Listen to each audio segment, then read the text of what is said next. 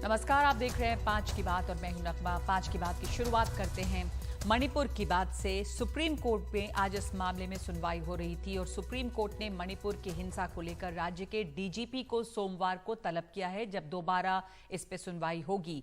अगली सुनवाई supreme court ने आज की सुनवाई में कई बहुत अहम और सख्त टिप्पणियां की हैं। ये मसला भी उठा कि आखिर इस मामले की जांच कैसे हो।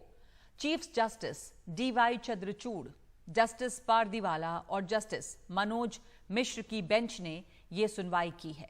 मुख्य न्यायाधीश ने बहुत सख्ती से कुछ बातें कही हैं जो आपको हम इस ग्राफिक्स के जरिए दिखा रहे हैं। तो चीफ जस्टिस ने यह कहा है कि ऐसा लगता है कि मणिपुर में संवैधानिक मशीनरी की पूरी तरह से इसका ब्रेकडाउन हो गया है। वहां कोई कानून व्यवस्था नहीं बची है। किस तरह जांच इतनी सुस्त है, ये सवाल उठाया है चीफ जस्टिस ऑफ इंडिया ने। इतने लंबे समय बाद एफआईआर दर्ज होती है, गिरफ्तारी नहीं होती है, बयान दर्ज नहीं किए जाते हैं। सुप्रीम कोर्ट ने यह सवाल भी उठाया है कि वायरल वीडियो जो वाली लड़कियों को अगर पुलिस ने ही भीड़ के हवाले किया तो क्या किसी पुलिस वाले पर कार्रवाई अब तक हुई है। सरकार की तरफ से पेश सॉलिसिटर जनरल तुषार मेहता ने कहा कि केंद्र की ओर से कोई सुस्ती नहीं है, सीबीआई की टीम वहां पहुंच गई है और इस पर भी सुप्रीम कोर्ट ने सवाल खड़े किए हैं। तो अदालत ने पूछा है कि क्या सभी 6000 मामलों की जांच सीबीआई करेगी। इस पर सॉलिसिटर जनरल ने कहा है कि सीबीआई 7 मामले देख रही है। तो अदालत ने फिर सवाल पूछा कि 6523 एफआईआर की जांच फिर कौन करेगा। अदालत यही नहीं रुकी, ये सवाल फिर पूछा कि आखिर इतने सारे मामलों की जांच कैसे होगी और अदालत ने कहा कि गंभीर अपराधों की अलग अलग सूची बनाई जाए। फास्ट ट्रैक कोर्ट में जांच हो तो लोगों में विश्वास पैदा होगा। ये स्पष्ट है कि 6500 मामलों की जांच सीबीआई को सौंपना असंभव है। राज्य पुलिस को इसका जिम्मा सौंपा नहीं जा सकता। हम हाईकोर्ट जजों की कमेटी बनाने पर विचार कर रहे हैं। इस कमेटी का दायरा तय करेंगे जो राहत और पुनर्वास का जायजा ले। इसके साथ ही चीफ जस्टिस ऑफ इंडिया ने कहा कि एक नोट तैयार करके अगली तारीख पर कोर्ट को ये सभी जानकारियां दें जिनमें घटना की तारीख, 0 एफआईआर दर्ज करने की तारीख, नियमित एफआईआर दर्ज करने की तारीख, गवाहों के बयान दर्ज होने की तारीख, सीआरपीसी की धारा 164 के तहत कोर्ट के सामने किस दिन बयान दर्ज हुए और गिरफ्तारी की तारीख का जिक्र हो। तो अब इस मामले में सोमवार को अगली सुनवाई होनी है और हमारे साथ इस पर चर्चा करने के लिए आशीष भार्गव हमारे सहयोगी जुड़े हुए हैं जो इस पूरी मामले पर लगातार नजर रखे हुए हैं। चीफ जस्टिस ने आशीष ये भी कहा है कि शायद हाईकोर्ट के रिटायर्ड जजों की एक कमेटी बनाने पे भी विचार हो रहा है, क्योंकि जांच कैसे होगी, इतने ज्यादा मामले हैं, सब सीबीआई को नहीं दी जा सकती। इस पर क्या विस्तार या क्या सुझाव और आए हैं? जी देखिए, हमें समझना होगा चीफ जस्टिस जो कह रहे हैं रिटायर्ड हाई कोर्ट के जजों की कमेटी, वो कमेटी मामलों की जांच से नहीं जुड़ेगी। वो वहां पर ग्राउंड लेवल पर जाकर राहत, पुनर्वास, मुआवजा संबंधी चीजों के जायजे के लेने की वो बात कर रहे हैं। इसलिए वो कह रहे हैं कि हम रेमिट उसका देखेंगे कि उसका दायरा क्या रखा जाए। लेकिन सुप्रीम कोर्ट के सामने सबसे बड़ा सवाल ये है कि इन मामलों की जांच कैसे हो। जो संगीन मामले हैं, सुप्रीम कोर्ट उनकी एक अलग सूची चाहता है जिसमें गैंगरेप है, मर्डर है, आगजनी है, ये जो तमाम बड़ी बड़ी घटनाएं हैं, इनका एक अलग से वर्गीकरण चाहता है। इसलिए सुप्रीम कोर्ट ने कहा है कि एक नोट बना कर दिया जाए कि 6523 जो मामले, इनमें से बड़े बड़े गंभीर अपराध कौन कौन से हैं, उन अपराधों की सूची मांगी है। इसके अलावा इन अपराधों में कब एफआईआर हुई, कब 0 एफआईआर हुई, कब आगे कार्रवाई हुई, कोई गिरफ्तारी हुई कि नहीं हुई, बयान हुए कि नहीं हुए, ये तमाम चीजें एक नोट के जरिए सुप्रीम कोर्ट को दिए जाए ताकि सुप्रीम कोर्ट यह तय करे। क्योंकि केंद्र सरकार ने कहा कि 11 ऐसे मामले हैं जिसमें ये 2 वायरल वीडियो समेत और केसेस हैं। कुल मिलाकर 11 ऐसे केस हैं जो महिलाओं और बच्चों के उत्पीड़न के, उनके साथ हिंसा के, उनके अपराध के केस है। वो सीबीआई जांच करने को तैयार है, क्योंकि 6523 केस सीबीआई के लिए संभव नहीं है। ये खुद सीबीआई ने माना है, केंद्र सरकार ने माना है। तो ऐसे में सुप्रीम कोर्ट के सामने दिक्कत ये है क्योंकि राज्य पुलिस ने कुछ किया नहीं है। ऐसे में राज्य पुलिस पर भरोसा भी नहीं है, तो जो बाकी के जो केस बचते हैं वो किस एजेंसी को दिया जाए, उनके लिए मैकेनिज्म क्या हो, किस तरीके से जांच हो, ये तमाम मुद्दों पर सुप्रीम कोर्ट विचार कर रहा है। और ये गंभीर मुद्दा है, क्योंकि अगर देश की किसी राज्य की पुलिस 6,000 से ज्यादा 6,500 केस हैं नगमा, ऐसे में बड़ी दिक्कत की बात है अदालत के लिए भी कि आखिरकार किस एजेंसी से वो जांच कराए। किसी दूसरे राज्य की पुलिस से नहीं करा सकती। वहां की राज्य की पुलिस ने कुछ किया नहीं है, उस पर ना लोगों को भरोसा है जो याचिका करता है, जो पीड़ित है, ना ही सुप्रीम कोर्ट को उतना भरोसा है, क्योंकि सुप्रीम कोर्ट ने जता दिया इस हियरिंग में कि किस तरीके से 3 या 4 मई की घटना पर जुलाई में जाके एक्शन हुआ है, FIR तक दर्ज नहीं हुई, गिरफ्तारियां नहीं हुई, बयान नहीं लिए गए, तमाम चीजों में देरी की गई। तो कहीं ना कहीं सुप्रीम कोर्ट ने जब इतना बात कह दी है कि वहां पर ऐसा लगता है जैसे कंप्लीटली जो है पूरी तरह ब्रेक डाउन हो गया संवैधानिक मशीनरी का, कानून व्यवस्था पूरी तरह ठप हो चुकी थी। तो ये बहुत बड़ी टिप्पणियां हैं, और ये टिप्पणियां जो हैं देश की सबसे बड़ी अदालत से इसलिए आई हैं कि उसके सामने एक पहाड़ चुनौती का आ गया है कि 6,500 FIR पर वो किस एजेंसी से जांच कराए, किस तरह जांच कराए, क्या मैकेनिज्म हो। तो ऐसे में सुप्रीम कोर्ट को ये सब बातें तय करनी है, कमेटी भी बनानी है। जो वो बोल रहे हैं किस तरीके से आगे होगा ये देखने वाली बात होगी, क्योंकि याचिकाकर्ता कह रहे हैं उसको CBI पर भरोसा नहीं है, लेकिन CBI देश की सबसे प्रीमियर एजेंसी है। क्या सुप्रीम कोर्ट खुद अपनी निगरानी में SIT का गठन कर सकता है, ये बड़ा सवाल है। लेकिन ऐसे बात अभी सुप्रीम कोर्ट ने अपने मुंह से कही नहीं है कि वो जांच में भी भागीदारी करेंगे।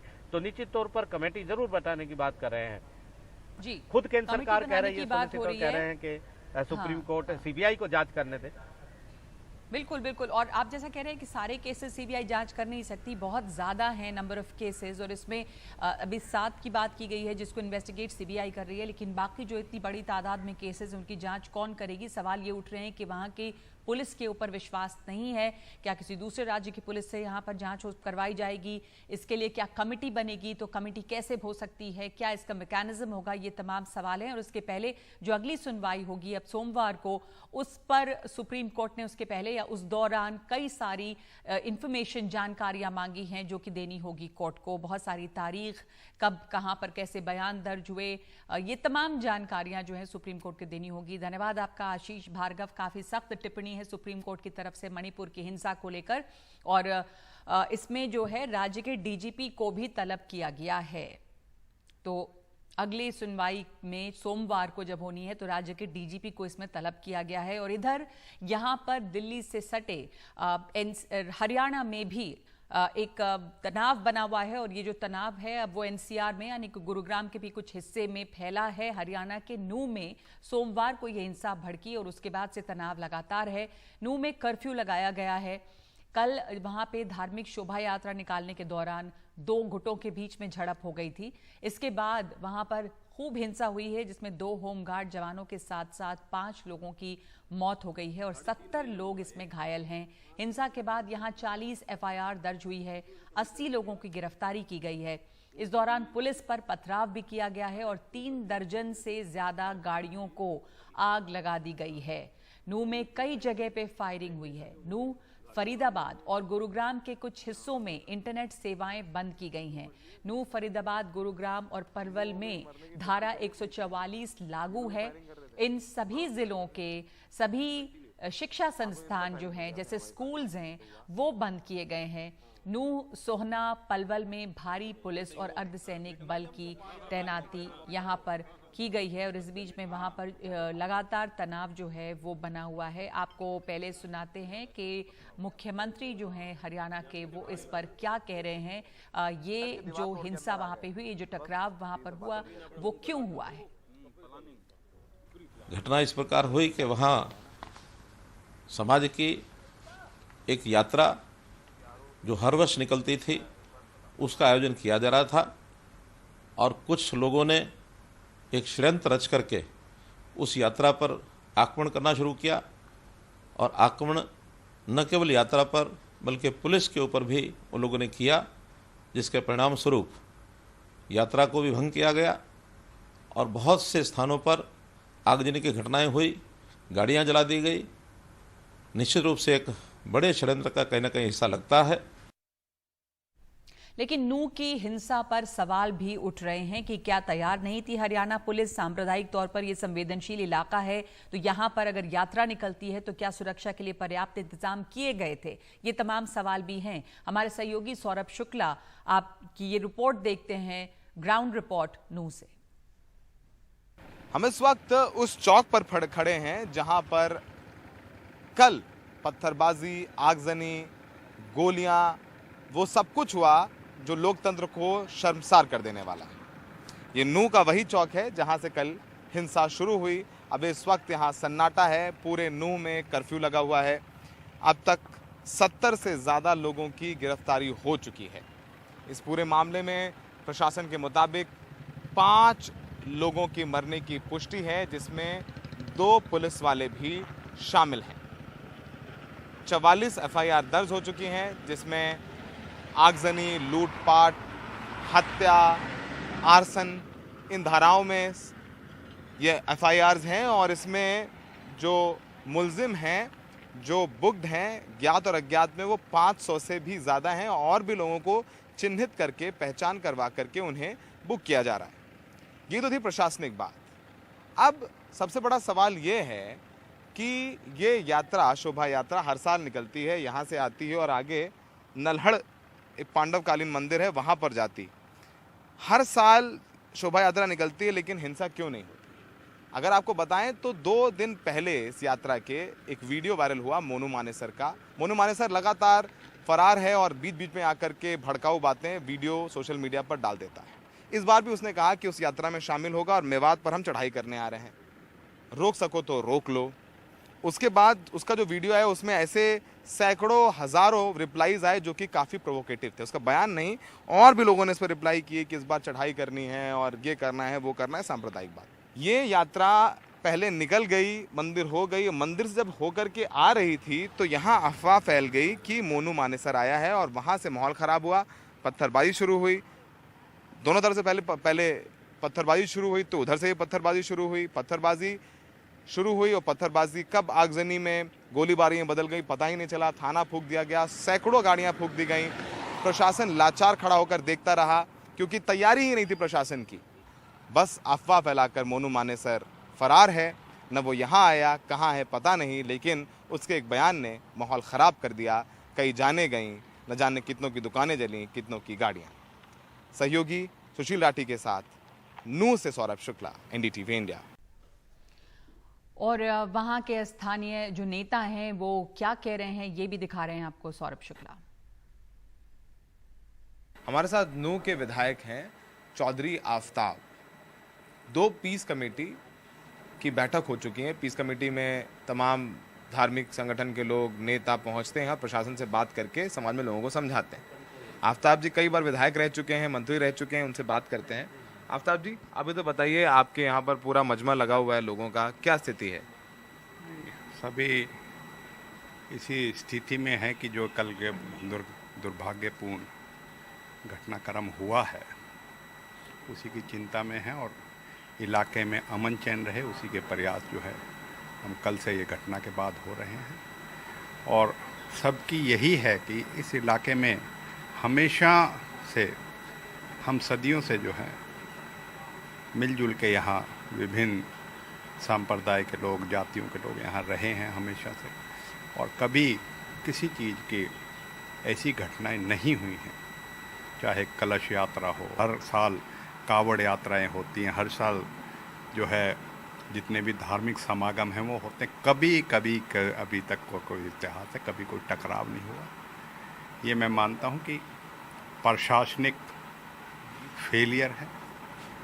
पुलिस, जबकि हमने उनको आगाह कर दिया। नहीं, आप किसको वजह मानते हैं जो कल कम्युनिटी टेंशन हो गई है, जो आप कह रहे हैं इतना सालों का, सदियों का भाईचारा है वो ख़राब हुआ, उसकी वजह क्या हुई? क्योंकि ज़मीन तो नूह की नहीं, उसका मैं उसी वजूहात पे जा रहा था कि जो ये यात्रा हुई हर साल होती है।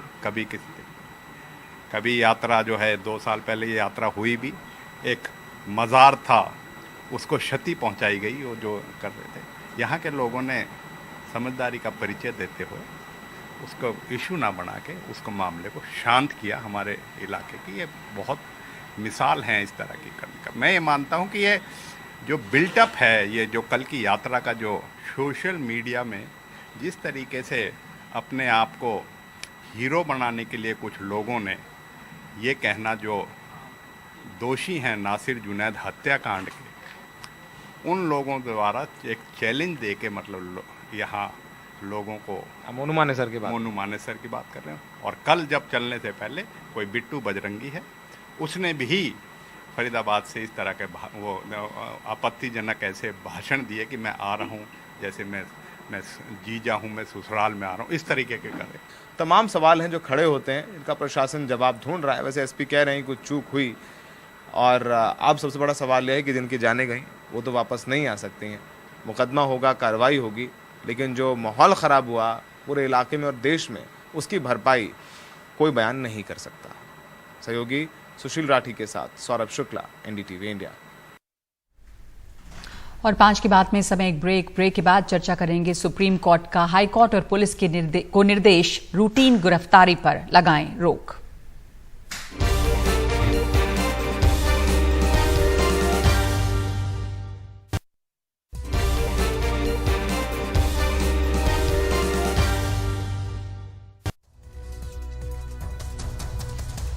तो 5 की बात में अब चर्चा करेंगे सुप्रीम कोर्ट के इस निर्देश की, जिसमें सुप्रीम कोर्ट ने तमाम पुलिस डिपार्टमेंट और साथ साथ हाई कोर्ट्स को ये निर्देश जारी किया है कि रूटीन गिरफ्तारी से बचें। तो ये सख्त चेतावनी जारी करके हाई कोर्ट और सभी राज्यों से कहा गया है कि वो 7 साल से कम सजा वाले अपराधों में मैकेनिकल तरीके से गिरफ्तारी न करें। इस पर विस्तार से चर्चा करेंगे। उससे पहले देखिए आशीष भार्गव की ये रिपोर्ट। 7 साल से कम अपराधों में यांत्रिक गिरफ्तारी से सुप्रीम कोर्ट नाराज है। सुप्रीम कोर्ट ने इस मुद्दे को गंभीरता से लिया है। सुप्रीम कोर्ट ने कहा है कि हमारा 2014 का आदेश ही गाइडलाइन है, इसका पालन सभी राज्यों में करना होगा। इस आदेश को सभी राज्यों के डीजीपी को भेजा जाए। हाई कोर्ट भी सभी निचली अदालतों को सूचित करे। I showed this to the honorable judge. Then Supreme Court ने कहा this should not have been passed. Then I said कि this Arnesh Kumar judgment, which is of 2014, it is still not being followed. Thereafter Supreme Court, उसके बाद माननीय सर्वोच्च न्यायालय ने ये शुरू किया कि भाई we will pass again some guidelines, और सुप्रीम कोर्ट ने उसी 2014 के अरनेश कुमार के मैंडेटरी गाइडलाइंस को फिर से रिआइटरेट करते हुए पूरे देश में सारे हाई कोर्ट्स को ये कहा है कि आप इसको एक नोटिफिकेशन के तौर पर बनाकर और सब जगह सर्कुलेट करें, एंड ऑल दी डीजीपीज जितने पूरे हिंदुस्तान में हैं स्टेट्स के, उनको भी डायरेक्शन दिया है कि उस नोटिफिकेशन को वाइडली सर्कुलेट करें, सो इन्वेस्टिगेटिंग ऑफिसर्स वेल वर्स्ड हों और ये तरीके से हो और ये चीज़ें फिर से रिपीट ना हो। हाई कोर्ट का डायरेक्शन ये है कि हाई कोर्ट खुद भी और जितने नीचे की कोर्ट्स हैं उसको ये सर्कुलर वाइडली सर्कुलेट करें, सो दैट ये मिसयूज और इस तरह की कन्फ्यूजन्स फिर ना हो। एनसीआरबी के आंकड़ों के मुताबिक 2021 में 5,54,000 कैदियों में से 4,27,000 विचाराधीन कैदी थे। उनकी हिस्सेदारी 2021 तक 77% हो गई, जबकि 2012 में ये 66% थी। हम लोग honourable supreme court of India के बहुत आभारी हैं। दुर्भाग्यवश झारखंड हाई कोर्ट से बेल रिजेक्ट हुआ था, जिसके बाद हम लोग किसी तरह सुप्रीम कोर्ट पहुंचे, जहां से मेरे पूरे परिवार को न्याय मिला, जिसके लिए हम लोग honourable supreme court of India के बहुत आभारी हैं। सुप्रीम कोर्ट का ये आदेश सिर्फ याचिकाकर्ता के लिए नहीं, बल्कि उन सब लोगों के लिए राहत लाया है जो दहेज प्रताड़ना या अन्य अपराधों के आरोपी हैं, जिनमें सजा 7 साल से कम है। दरअसल सुप्रीम कोर्ट ने 2014 में एक अहम फैसले में कहा था कि 7 साल से कम की सजा वाले केसों में आरोपी को तब तक गिरफ्तार न किया जाए जब तक उनके केस से छेड़छाड़ करने या फरार होने की संभावना न हो। ऐसा पहली बार नहीं है कि सुप्रीम कोर्ट ने इस मामले में दखल दिया हो। सुप्रीम कोर्ट ने कई बार पुलिस को, राज्य सरकारों को चेताया भी था, लेकिन उसके बावजूद इस तरह की गिरफ्तारियां होती रहीं। अब सुप्रीम कोर्ट ने इसे गंभीरता से लिया है और 10 हफ्ते के भीतर सभी राज्यों को अनुपालन रिपोर्ट दाखिल करने को कहा है। नई दिल्ली से आशीष भार्गव, एनडीटीवी इंडिया। तो हमारे साथ इस वक्त इस पर चर्चा के लिए हैं ओपी सिंह, जो पूर्व डीजीपी हैं उत्तर प्रदेश के, और अश्विनी दुबे, जो वकील हैं सुप्रीम कोर्ट में। बहुत धन्यवाद आप दोनों का समय देने के लिए। अश्विनी जी, आप सब ये समझना चाहेंगे कि ये रूटीन गिरफ्तारी पर रोक लगाने की बात है, अगर 7 साल से कम सजा वाले अपराध हैं तो इसमें किस तरह के अपराध इस श्रेणी में आते हैं और किन केसेस में इसमें एक्सेप्शन हो सकता है?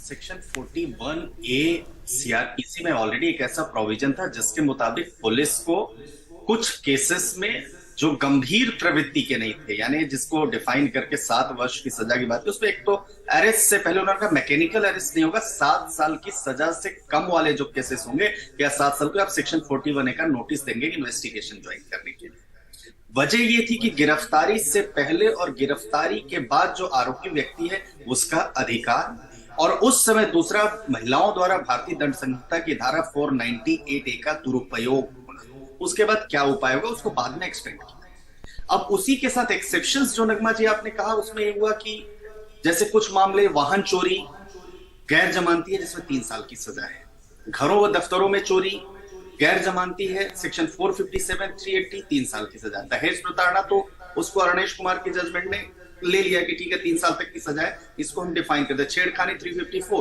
गैर जमानती 5 साल की सजा, नाबालिग के साथ छेड़खानी पॉक्सो गैर जमानती 5 साल की सजा, रुपयों से भरा बैग छीनना, चेन चपटमारी या चेन स्नेचिंग 2 से 3 साल तक की सजा। इसमें पुलिस अरेस्ट नहीं कर पाई, तो वो एक्सेप्शंस मैकेनिकल गिरफ्तारी की जो बात आपने कहा ये वो एक्सेप्शंस है। उसके अलावा अब जैसे मान लीजिए कोई ट्रांजेक्शनल कोई कमर्शियल ट्रांजेक्शन है जिसमें 420, 406 जैसे मुकदमे हैं, 7 साल तक की सजा है या 7 साल तक से कम की सजा है या 406 का मामला कहीं पर है, उसमें अरेस्ट करने के बाद पर कोर्ट ने कहा कि देखिए आपको ये समझना पड़ेगा कि गिरफ्तारी अपमान लाती है, आजादी कम कर देती है और हमेशा के लिए घाव बना देती है। कानून बनाने वाले भी इसे जानते हैं और पुलिस वाले भी जानते हैं। इसीलिए ये समझना होगा कि एक व्यक्ति की जो सिविल लिबर्टीज हैं उन सिविल लिबर्टीज को एनकरेज नहीं किया जाए, और अगर आप रूटीनली गिरफ्तारी करते हैं ऐसे केसेस में तो पुलिस ऑफिशियल अकाउंटेबल होंगे। पर एक बात ये भी है कि अगर सिविल लिबर्टीज को एनक्रोच नहीं करे, पर बहुत सारे ऐसे मामले भी आपने बताए जिसमें एक्सेप्शंस हैं, पर इसका क्या असर होगा? क्या इसमें ये भी एक रहता है कि 7 साल से कम की सजा है और अपराध होता है तो उसमें गिरफ्तारी कब की जाए कब नहीं, ये पुलिस के लिए भी एक समस्या होगी क्या ओपी सिंह जी? क्योंकि 2022 अगस्त का ही मामला है जब इलाहाबाद हाई कोर्ट ने एक पुलिस ऑफिसर को इसमें 14 दिन की सजा भी दी थी, जो कि ये अरणेश कुमार गाइडलाइंस जो हैं उसको वायलेट करने के मामले में। तो इसमें जो ये फाइन बैलेंस है उसको बनाए रखना पुलिस महकमे के लिए कितना आसान है और या क्या प्रैक्टिकल प्रॉब्लम्स होती हैं इसमें? देखिए, पुलिस विभाग के लिए जरूर एक चुनौतीपूर्ण ये मसला है, लेकिन सुप्रीम कोर्ट ने ये आदेश और ये गाइडलाइंस 2014 में ही दिया। और यदि आप पूरी भूमिका देखें तो ये आप पाएंगे कि इस एक्ट का जरूर मिसयूज हो रहा था, और इसी के कारण इस पर्टिकुलर सेक्शन का 498A का, और वही कारण है कि बहुत सारे लोग ऑटोमेटिक अरेस्ट किए जा रहे हैं एक बिना एप्लीकेशन ऑफ माइंड। जहां कंप्लेंट्स हुए वहां तुरंत हस्बैंड को या पति को तुरंत गिरफ्तार कर लिया जाता था और उसके साथ साथ उनके सगे संबंधियों को भी गिरफ्तार किया जाता था। और ये जानकर आपको आश्चर्य होगा कि यद्यपि चार्जशीट की संख्या लगभग 95% थी, लेकिन कन्विक्शन रेट सबसे नीचे था। और वो कन्विक्शन रेट इसलिए नीचे था क्योंकि आपने सिर्फ अरेस्ट किया और अपने क्वालिटी ऑफ इन्वेस्टिगेशंस की तरफ ध्यान नहीं दिया। यदि आपकी विवेचना बहुत क्वालिटी पूर्ण हो, बहुत अच्छी हो, साक्ष्य आपने बहुत अच्छी तरह एकत्र किया हो, तो अरेस्ट करने की एक मजबूरी, एक जस्टिफिकेशन होता है। लेकिन यदि इन सब चीजों के ऊपर अगर पुलिस इन्वेस्टिगेटर्स ध्यान नहीं देता है और मात्र एक मैकेनिकल वे में, एक ऑटोमेटिक वे में अरेस्ट करता है, तो उसके कारण केस की गुणवत्ता पर भी ध्यान नहीं जाता है। तो मैं समझता हूं कि माननीय सुप्रीम कोर्ट का ये जो गाइडलाइन था Arnesh Kumar versus state of Bihar 2014 में, वो बहुत ही शर्म की बात है कि 2014 लेकर अभी तक लगभग 9 वर्ष तक भी इस गाइडलाइंस का पालन अच्छी तरह नहीं किया जा रहा है। और यही कारण है कि सुप्रीम कोर्ट ने इस प्रकार का आदेश दिया है और पुलिस विभाग के लिए और खासकर हाई कोर्ट्स के लिए, दोनों के लिए कहा है। अब ये चुनौती होगी पुलिस विभाग के लिए कि डीजीपीज जो हैं वो अपने सबऑर्डिनेट्स को, अपने इन्वेस्टिगेटर्स को सेंसिटाइज करें, उनकी अच्छी तो ट्रेनिंग। किस तरह की इसमें या अभी तक आपने जो कहा कि 2014 से अब तक इस का ये जजमेंट है लेकिन ठीक तरह से पालन नहीं हो पा रहा है और इसलिए सुप्रीम कोर्ट को दोबारा ये कहना पड़ा है, तो एक चुनौती है पुलिस विभाग के लिए, जैसा आप भी कह रहे हैं। क्या क्लियर गाइडलाइंस इसमें देनी होंगी? हाई कोर्ट्स को भी कहा गया है कि लोअर कोर्ट्स को सूचित किया जाए, पुलिस विभाग को कहा गया है तमाम लोगों को एक बहुत सिंपल क्लियर डायरेक्शन देना होगा। तो किस तरह की इसमें और इसको सरल बना के लोगों को समझाने की जरूरत है और क्या इसमें क्लैरिटी आम लोगों के लिए कि क्या होना चाहिए, किन मामलों में अरेस्ट हो, किन मामलों में नहीं हो? ओपी सिंह जी। देखिए, सबसे बड़ी चीज है कि डीजीपी, जितने भी स्टेट्स के डीजीपी हैं, उनको ये सर्कुलर जारी करना पड़ेगा कि माननीय सुप्रीम कोर्ट का आदेश क्या है। और यदि सर्कुलर्स जारी होंगे तो जितने भी जोन्स हैं, जितने भी रेंजेस हैं, जितने भी जनपद हैं, उन सब जनपदों में ये सर्कुलर जाएगा, वहां के लोगों को ये बताया जाएगा। उनकी ट्रेनिंग इंस्टीट्यूशंस में और जो इन हाउस ट्रेनिंग होती है, उस इन हाउस ट्रेनिंग में भी उनको ये बताया जाएगा कि हमारे रूल्स क्या हैं, हमारे कानून क्या है और सुप्रीम कोर्ट, माननीय सुप्रीम कोर्ट का क्या है। सबसे बड़ी चीज है कि हाउ टू सेंसिटाइजेशन और ट्रेनिंग प्रोग्राम बहुत जरूरी है। और यही कारण है कि माननीय सुप्रीम कोर्ट ने हाई कोर्ट्स को भी आदेश दिया है कि वो अपने सबऑर्डिनेट्स को भी बताएं। जरूरी है कि जुडिशियल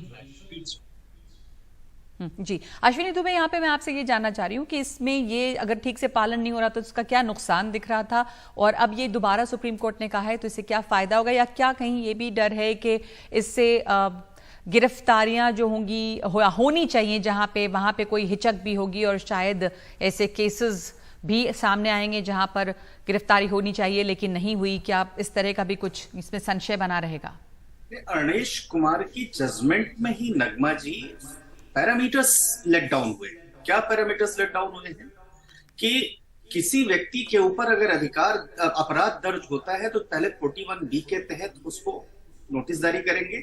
अगर वो इन्वेस्टिगेशन ज्वाइन करता है और इन्वेस्टिगेशन ज्वाइन करके इन्वेस्टिगेशन में कोऑपरेट करता है तो गिरफ्तारी नहीं। दूसरा, आप ये भी समझिए कि मैजिस्ट्रेट के सामने डूज एंड डोंट की चेकलिस्ट जाएगी विद द मटेरियल अवेलेबल। जो प्राइमा फेसी मटेरियल है वो मटेरियल के साथ जो पुलिस ऑफिसर है, इन्वेस्टिगेटिंग ऑफिसर, वो पुलिस के मैजिस्ट्रेट, जो कंसर्न मैजिस्ट्रेट उनके सामने करेगा और जब जरूरी होगा जिस केस में, उसी केस में गिरफ्तारी होगी। तीसरा, अपराध कौन कौन से आएंगे 41 में वो पूरी चेकलिस्ट की बात कही गई है। वो चेकलिस्ट डीजीपी इंश्योर करेंगे कि उनके स्टेट में किसी की गिरफ्तारी के लिए क्या पैरामीटर्स होंगे और अरणेश कुमार जजमेंट की गाइडलाइंस कैसे होंगे। यानी आप पहले भी देखिए नगमा जी, एक और 30 सेकंड लूंगा, पहले भी देखिए कि ये था कि इन्वेस्टिगेटिंग ऑफिसर पूरी इन्वेस्टिगेट करके मैटर को, जो प्राइमा फेसी एविडेंस था तो मैजिस्ट्रेट को देता और मैजिस्ट्रेट इंश्योर करता था कि अरेस्ट होनी है कि नहीं होनी है। लेकिन जब उसका मिसयूज, अब्यूज होने लगा प्रॉपर्ली, तब कोर्ट्स इसमें इंटरवीन किया। आपने देखिए एक समय पर पूरे परिवार को,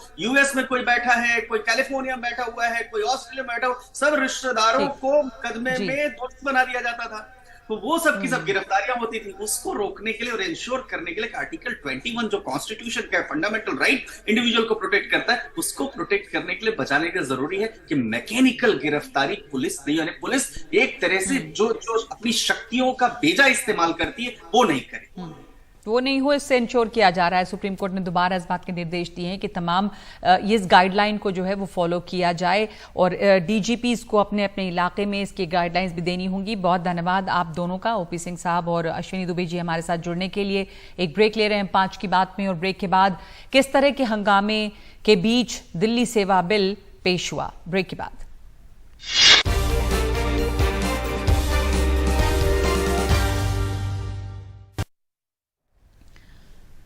लोकसभा में मणिपुर को लेकर विपक्ष ने मंगलवार को भी हंगामा किया। विपक्षी सांसद प्रधानमंत्री के बयान और मसले पर चर्चा के लिए अड़े हैं, लेकिन इस हंगामे के बीच लोकसभा में दिल्ली सेवा बिल पेश हो गया है और कांग्रेस ने इस बिल का विरोध किया। इस पर गृह मंत्री अमित शाह ने कहा कि विपक्ष का ये विरोध राजनीतिक है, क्योंकि संसद को दिल्ली के लिए कानून बनाने का अधिकार संविधान ने दिया है। इस बीच वाईएसआर कांग्रेस के बाद अब बीजेडी ने भी दिल्ली बिल का समर्थन करने का फैसला किया है, यानी कि सरकार को और भी समर्थन मिल रहा है। राज्यसभा में इस बिल की राह अब और आसान हो गई है।